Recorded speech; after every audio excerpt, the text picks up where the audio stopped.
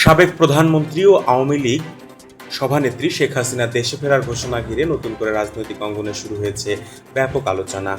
আন্তর্জাতিক সংবাদ সংস্থা রয়টার্সকে দেওয়া সাক্ষাৎকারে তিনি জানিয়েছেন, আগামী ডিসেম্বরের মধ্যে দলীয় নেতাদের নিয়ে দেশে ফিরে আদালতে আত্মসমর্পণ করতে চান। তবে এই ঘোষণাকে ঘিরে দেখা দিয়েছে নানা প্রশ্ন। কেউ বলছে এটি বাস্তব পরিকল্পনা, আবার কেউ মনে করছে এটি দলীয় নেতাকর্মীদের মনোবল ধরে রাখার রাজনৈতিক কৌশল। বর্তমানে শেখ হাসিনার বিরুদ্ধে শত শত মামলা রয়েছে। এর মধ্যে রয়েছে বহু হত্যা মামলা এবং মানবতা বিরোধী অপরাধের মামলায় মৃত্যুদণ্ডের রায়। আইন বিশেষজ্ঞদের মতে তিনি দেশে ফিরলে আইন অনুযায়ী তাকে গ্রেপ্তার করে কারাগারে নেওয়া হতে পারে। তবে আত্মসমর্পণের পর তিনি রায়ের বিরুদ্ধে আপিল করার সুযোগ পাবেন। অন্যদিকে বাংলাদেশ সরকার বলছে বিচার প্রক্রিয়া আন্তর্জাতিক মানদণ্ড মেনেই পরিচালিত হবে এবং শেখ হাসিনা চাইলে বিদেশি আইনজীবীও নিয়োগ করতে পারবেন।